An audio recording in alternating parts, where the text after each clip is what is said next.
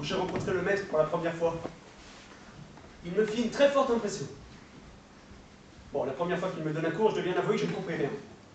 Alors, la fougue de l'adolescence prenait le dessus, je me rebellais. Quoi que pouvait me dire le maître, je ne voulais rien savoir. J'avais raison, il avait tort. Alors, il me racontait son histoire favorite. Un lettré rend un jour visite à un maître zen pour se renseigner sur son art. Alors que le maître lui explique, le lettré l'interrompt fréquemment pour exprimer telle ou telle opinion. Au bout d'un moment, le maître s'arrête de parler et il sert le thé. Il remplit sa tasse mais continue de verser jusqu'à ce qu'elle déborde. « Arrêtez, dit le lettré. Vous ne voyez pas que ma tasse est déjà pleine ?»« Vous êtes comme cette tasse, répond le maître zen, remplie de vous-même et de vos opinions. Si vous êtes incapable de vider votre tasse de thé, comment saurez-vous apprécier le mien ?» Après cette allégorie, ces explications et ces images ne me parlaient toujours pas. Alors un jour, le maître nous dit « Venez !» Et ce fut mon premier combat. Chayette !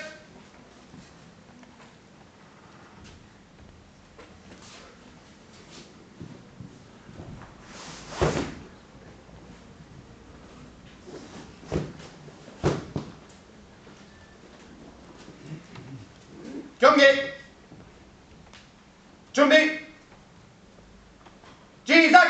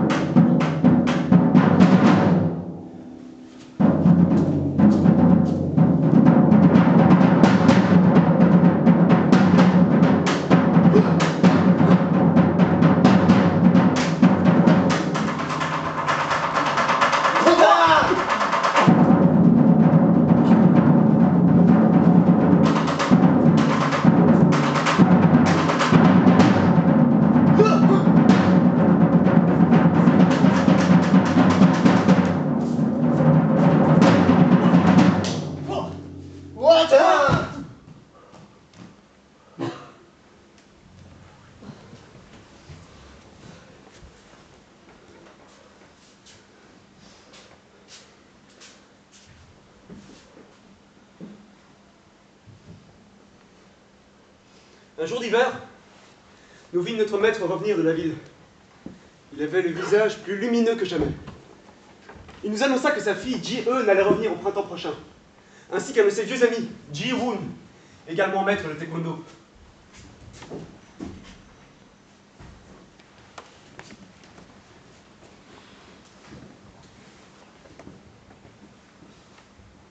C'était un matin d'avril, où la chaleur du soleil se faisait peu à peu sentir. Nous étions occupés à entretenir le jardin avec Jinsu, afin d'y planter les légumes pour l'été, lorsque deux silhouettes apparurent au loin. Je me souviens alors. Le visage du maître était tellement lumineux que nous aurions pu croire qu'à lui seul, il faisait revenir le printemps.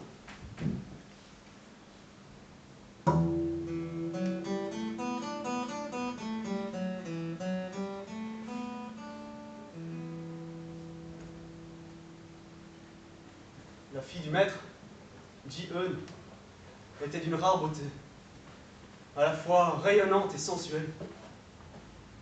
À ce moment-là, je sentis mon corps entier frémir. Lorsque mon regard croisa le sien, je ne pus m'empêcher de rougir et je me dépêchai de baisser les yeux sur mon bout de terre à piocher.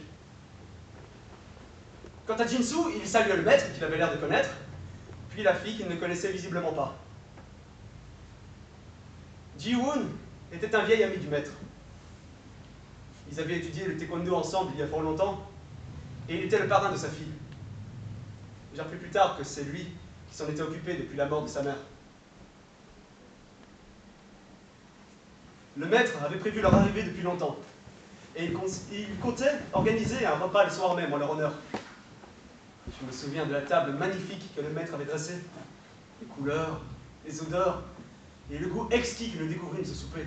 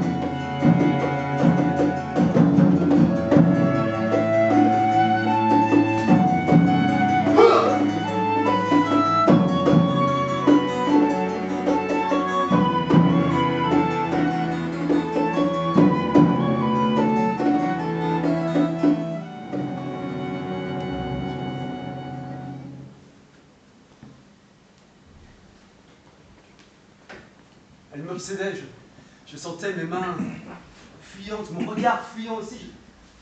Je voulais, je n'osais pas. Puis je me souvenais des conseils de notre maître. Aspire, ose, va de l'avant, sors de ta coquille et ouvre-toi. Je me décidai enfin à lui parler. Et là, je vis son regard posé sur Jinsu. Je crois que lui n'avait même pas fait attention à elle. Il écoutait le maître. Et elle le regardait lui. Je lui demandai enfin ce qu'elle faisait, et pourquoi était-elle partie si longtemps. Ils eurent tous l'air un peu gênés. Puis le maître brisa la glace en souriant et, très fier, l'invita à prendre la parole. Je revois encore son visage lorsqu'elle nous expliqua qu'elle était musicienne et qu'elle avait suivi l'enseignement de grands professeurs à Séoul et dans des conservatoires réputés. Elle nous expliquait ses études, son parcours, et moi mes yeux ne pouvaient lâcher ses lèvres. Qu'elle était belle. J'avais bien entamé la conversation, mais c'était à Jinsu qu'elle s'adressait tout le temps. Aujourd'hui, je regrette de ne pas avoir été plus réceptif à ces détails. Même si l'évidence crevait les yeux, au moment même, je refusais de l'admettre. Aujourd'hui, en y repensant, j'aurais dû être plus réceptif, comme pouvait nous le répéter notre maître. Je ressens encore la douleur de ma poitrine lorsque Jinsu quittait la table, suivi de Ji-eun. Je ne sais pas pourquoi, à ce moment-là, je ressentis le besoin d'aller m'entraîner. Peut-être un dernier baroud d'honneur, histoire d'attirer son attention.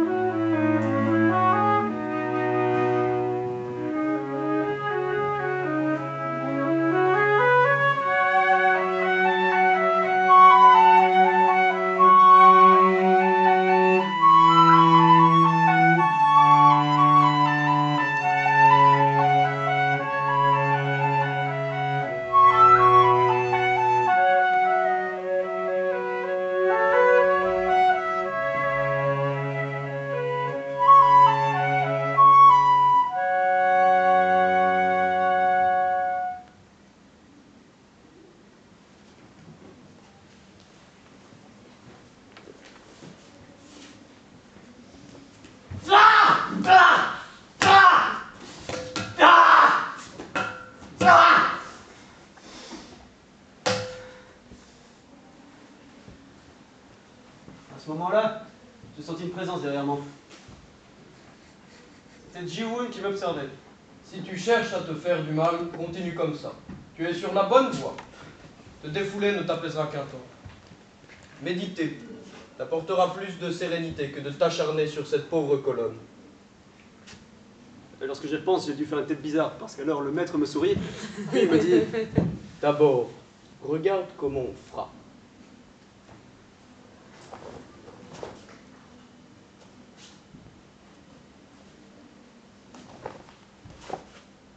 Mais il y a d'autres manières de frapper. La boxe anglaise, par exemple.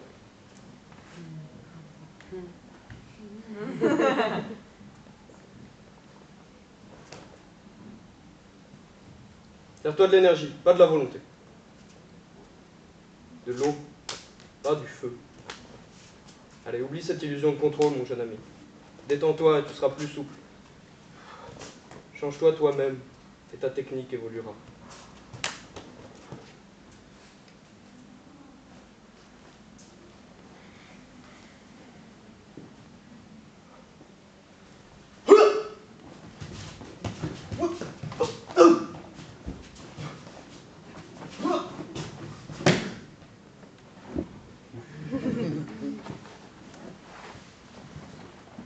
Les arts martiaux, comme toute forme d'art, ne sont pas une finalité, mais un outil qui permet le développement de soi.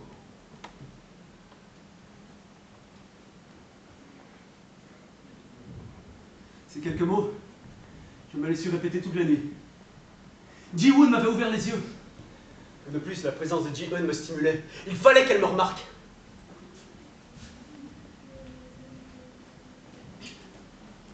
Juliette! Jonggi! Jonggi! Ji-Isaac!